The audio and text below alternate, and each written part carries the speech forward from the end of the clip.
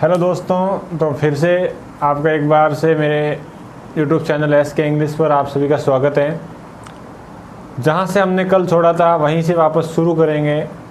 मैंने कहा था कि सिंपल प्रेजेंट टेंस के स्ट्रक्चर और कुछ सेंटेंस को अपन फ्रेम करेंगे एग्जाम्पल के रूप में। तो आज शुरू करते हैं सिंपल प्रेजेंट टेंस के सभी स्ट्रक्चर और सेंटेंस को फ्रेम करना। सबसे पहले बात करूँगा मैं सिंपल प्रेजेंट टेंस में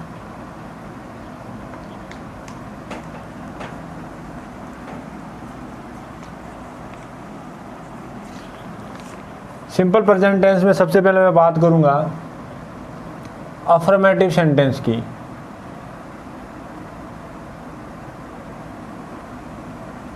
कैसे सेंटेंस? अफर्मेटिव का मतलब होता है साधारण, और साधारण सेंटेंस के स्ट्रक्चर की मैं बात करूं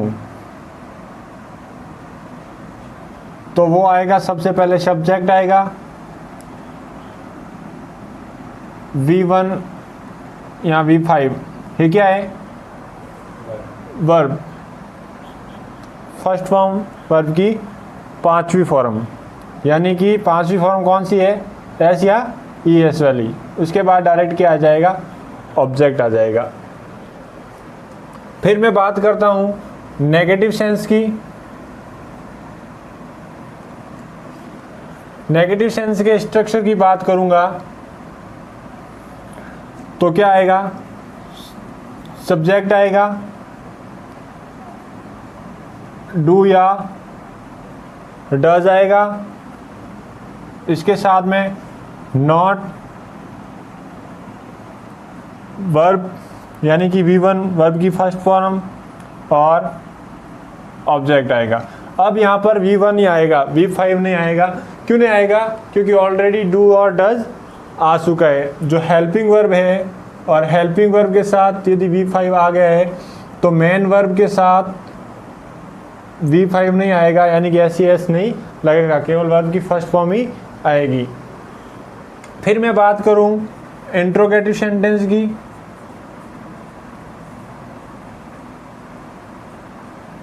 इंट्रोगेटिव का मतलब होता है प्रश्नवाचक। क्या मतलब होता है? प्रश्नवाचक। इसकी मैं बात करूंगा तो ये जो सेंटेंस है वो शुरू होने वाले होते हैं क्या से?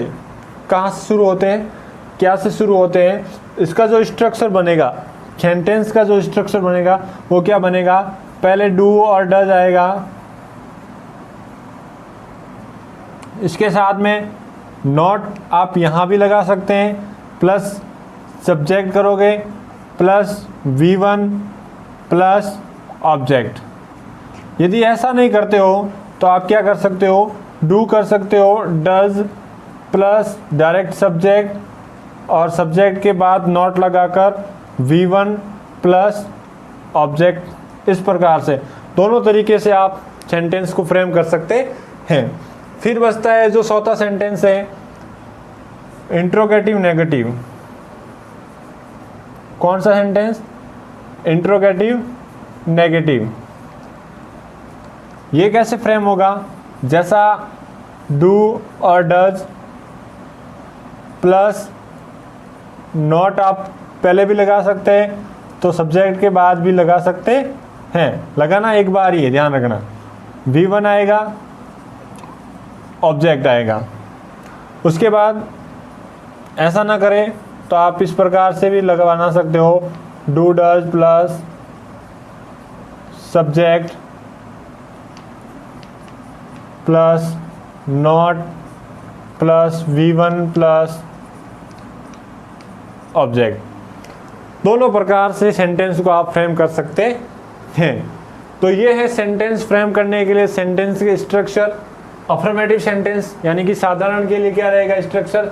सब्जेक्ट प्लस V1 या V5 प्लस ऑब्जेक्ट रहेगा। नेगेटिव यानी कि नकारात्मक सेंटेंस जिनमें ना का बोध हो, वो सेंटेंस उसका स्ट्रक्चर कैसा रहेगा? सब्जेक्ट रहेगा, डू या डज, उसके साथ में नॉट लगते ही नेगेटिव सेंटेंस बन जाता है, plus V1 plus object. V1 के साथ SES यानी कि V5 का अपन प्रयोग यहाँ नहीं करेंगे अलग से, क्योंकि ऑलरेडी हेल्पिंग वर्ब के साथ V5 का प्रयोग हो चुका है। हेल्पिंग वर्ब है वो कौन सी है, V5 है। SEIS का प्रयोग अपन ऑलरेडी कर चुके हैं, इसलिए मेन वर्ब के साथ में SEIS की जरूरत नहीं है। उसके बाद ऑब्जेक्ट रहेगा। फिर तीसरा सेंटेंस बनेगा, वो बनेगा अपने का इंट्रोगेटिव यानी कि प्रश्नवाचक। और प्रश्नवाचक को अपन फ्रेम कैसे करेंगे, डू या डज, साथ में not plus subject plus V1 plus object. इस प्रकार से भी कर सकते हैं। यदि नॉट को अपन इसके साथ में नहीं लगाए तो डू डज प्लस सब्जेक्ट के बाद नॉट लगाकर V1 प्लस ऑब्जेक्ट। फिर बचता है इंट्रोगेटिव और नेगेटिव दोनों एक साथ में, तो do does plus not plus subject plus V1 plus object. इस प्रकार से फ्रेम नहीं करोगे आप तो कैसे फ्रेम करोगे, डू या डज प्लस सब्जेक्ट, उसके बाद में नॉट लगाओगे, V1 लगाओगे और ऑब्जेक्ट लगाओगे। एक बार इस चीज़ को नोट करो, फिर सबका अपन एग्जाम्पल के रूप में सेंटेंस को फ्रेम करके देखते हैं। चलो तो अपन सेंटेंस फ्रेम करना सीखते हैं।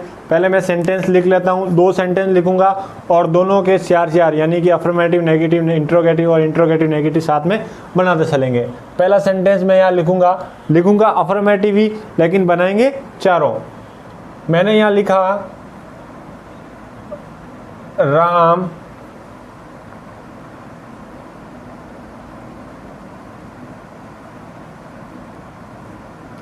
सुबह में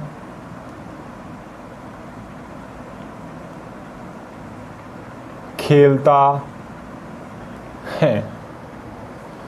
इसके अपन सेंटेंस बनाएंगे अफर्मेटिव नेगेटिव यानी कि नॉट सेंस वाले, इंट्रोगेटिव बनाएंगे और इंट्रोगेटिव प्लस नेगेटिव साथ में। दूसरा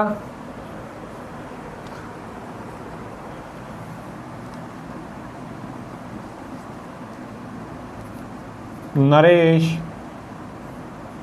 और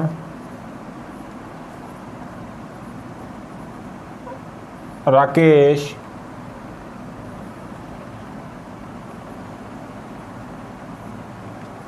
चाय बनाते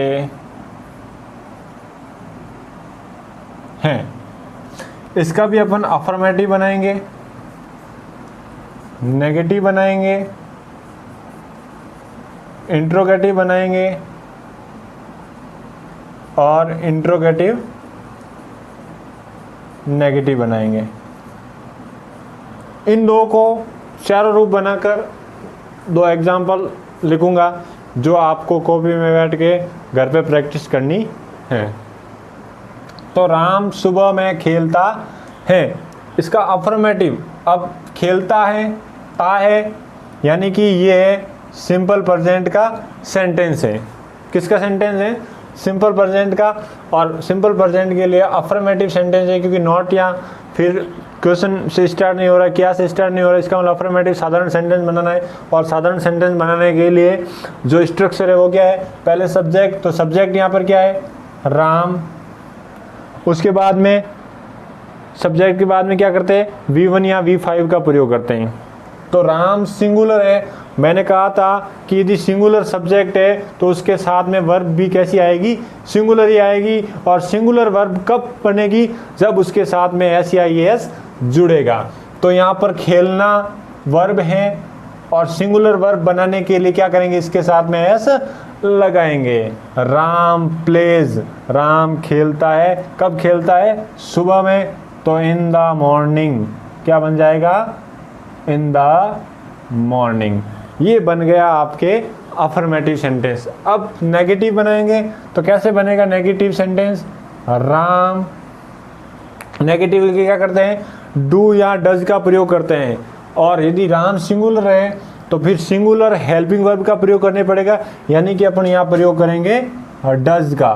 साथ में क्या लगाएंगे नेगेटिव बनाने के लिए, नॉट, फिर एन वर्ब की फर्स्ट फॉर्म ही रखेंगे, V1 ही रखेंगे, और अदर वर्ड यानी कि इन द मॉर्निंग का इन द मॉर्निंग ही रहेगा। फिर अपने को बनाना है इसका इंट्रोगेटिव यानी कि क्या से शुरू होने वाला। तो कैसे बनाएंगे, अब राम सिंगुलर है तो यहाँ पर सिंगुलर हेल्पिंग वर्ब डज, साथ में यहाँ भी नॉट लगा सकते हैं, सब्जेक्ट के बाद में भी लगा सकते हैं। तो मैंने लिखा डज राम। अब R कैपिटल क्यों रखा है, क्योंकि राम एक नाउन है, क्या है, नाउन है। और जहाँ पे नाउन है वहाँ का पहला लेटर कैसा रहता है? कैपिटल रहता है। Does Ram not helping main verb की first form, play other word का अदर वर्ड। अब यहाँ पे क्या लग जाएगा? क्वेश्चन मार्क, क्योंकि इंट्रोगेटिव सेंटेंस यानी कि does Ram not play in the morning, sorry not नहीं आएगा क्योंकि डायरेक्ट इंट्रोगेटिव बना रहे हैं। Does Ram play in the morning. अब इंट्रोगेटिव और नेगेटिव साथ में बनाएंगे तो यहाँ पर भी क्या रहेगा? डज राम, अब नॉट आ जाएगा क्योंकि नेगेटिव भी साथ में बन रहा है, क्वेश्चन के साथ में नकारात्मक बात भी हो रही है। Does Ram not play in the morning और साथ में क्वेश्चन मार्क। दूसरे सेंटेंस को नरेश और राकेश, याद रखना नरेश और राकेश दोनों क्या है?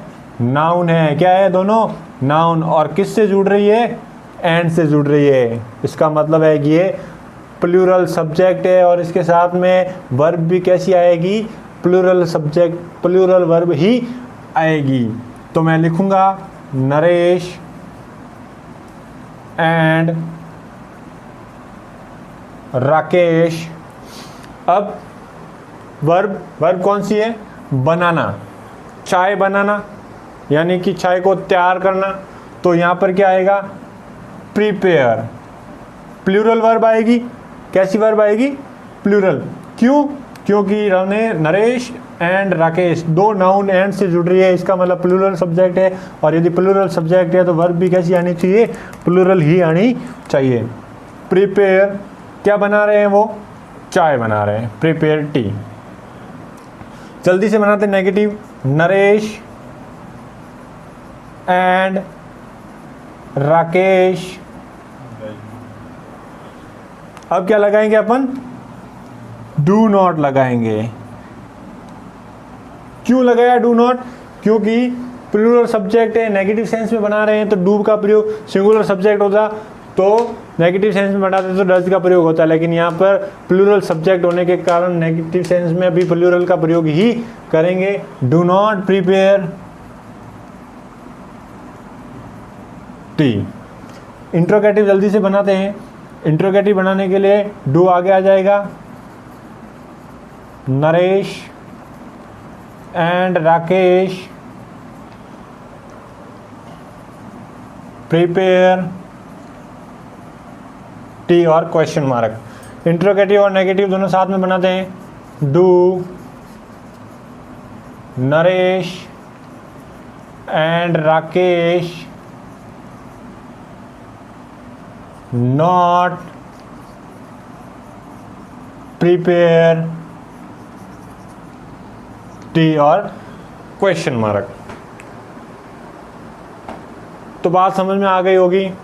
एक बार इन सब चीज़ को नोट कर लीजिए। उसके बाद में आपको मैं दो एग्जाम्पल लिखवाता हूँ जो आपको ट्राई करने हैं, आपको प्रैक्टिस करनी है उसके ऊपर। चलो, तो दो आपको मैं प्रैक्टिस के लिए दो देता हूँ। मैंने लिखा तुम तेज हंसते हो, और दूसरा मैंने आपको दिया वे जोर से पुकारते हैं। किसी को पुकारने की स्पेलिंग नहीं आती है तो पुकारने को इंग्लिश में कहते हैं कॉल, क्या कहते हैं, और हंसने को क्या कहते हैं, लॉफ। ये दोनों आप बनाओगे, प्रैक्टिस करोगे। तब तक के लिए मैं आपसे इजाज़त लूँगा। अभी तक आपने यदि हमारा चैनल सब्सक्राइब नहीं किया है तो जल्दी से हमारे चैनल को सब्सक्राइब कर दें ताकि आने वाली जो भी वीडियो अपलोड हो वो आप तक जल्दी से जल्दी पहुंच सके।